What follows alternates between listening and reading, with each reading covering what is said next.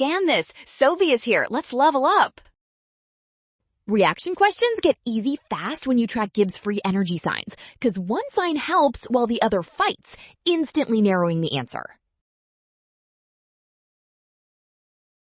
For spontaneity, use delta G equals delta H minus T delta S, and a reaction is thermodynamically favorable only when delta G comes out negative overall, so that is our check.